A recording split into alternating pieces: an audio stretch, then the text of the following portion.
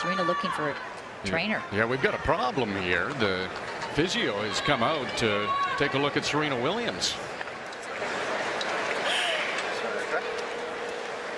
Uh-oh.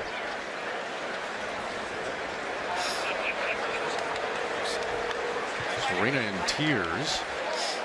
I didn't see what happened, if she was favoring anything.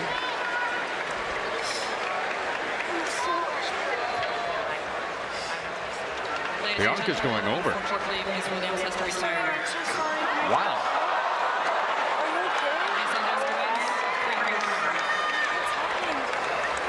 The match is over.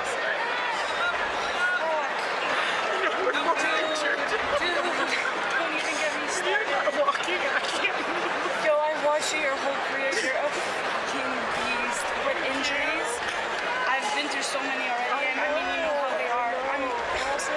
This sucks. On your back, right? I know everything about you.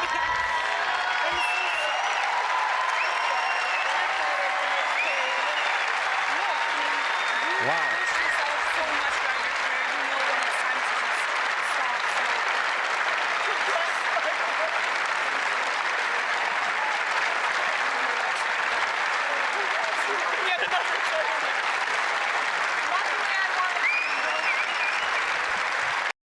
Wasn't that an amazing moment?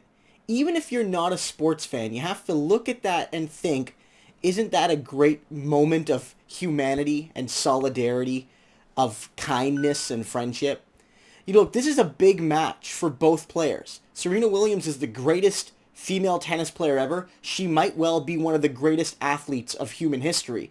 But, you know, she's been struggling with injury and wants to come back on a strong note. And for Bianca Andreescu, the young Canadian, she's trying to make her mark in tennis. And she won a tournament of this caliber earlier in the year, but has really been struggling with injury. And as with all of these things when you're a young athlete, you want to prove that it wasn't a fluke the first time you won. You want to prove you can do it again. And you want to prove you can do it again against the greatest of all time, and still one of the greatest nowadays. So it's all cast in this adversarial relationship. These two great athletes, the grizzled veteran and the young up-and-comer. But in this moment, Serena Williams is injured, and she realizes she can't continue on. And it's no longer about, you know, winning and losing, because Andreescu comes over, and she consoles Serena. This young woman, she's still a teenager, goes down and consoles one of the greatest athletes of all time. And she talks about her shared experience with injury, and she talks about how she's idolized Serena and she's been watching her whole career. And because Serena's been playing for more than 20 years, I mean, Serena's pro tennis career is older than Andreescu in some ways. It's hard to believe. Serena's not an old woman. But she's been a star since she's been a teenager herself. So it's this really powerful moment. And there's this great line where, you know, Andreescu almost knows what Serena's injury is because she follows Serena so closely, because she knows that, okay, Serena has periodic back issues and things like that. And it's such a special event because it's a sign of real solidarity. These women compete with one another. There's no teams in tennis. It's an individual sport. I mean, there's doubles tennis, but in individual tennis, there's no teams. They compete with one another week in, week out. But I think there's a solidarity. There's an understanding that it's a grueling schedule and it's a grueling sport and it's incredibly emotionally and physically and mentally demanding. And in that moment, there was a young woman who, in a sense, took on the role of being the voice of stability and support for one of the greatest of all time. And it shows that even the greatest among us can be really vulnerable and can need support. And it can show that even young folks, even the up-and-comers, can have moments in which they show real leadership and they show real support for those who would, in most cases, be the ones expecting to give support and give leadership. So even if you're not a big fan of sports, I think it's these sorts of moments that I can show to people and say, you know, sports isn't just about the numbers. It's not just about the winning and the losing. It's not just about the brand deals. It's about these real moments where the physical expression, where the physical realities of the sport give way to these pure emotional human moments.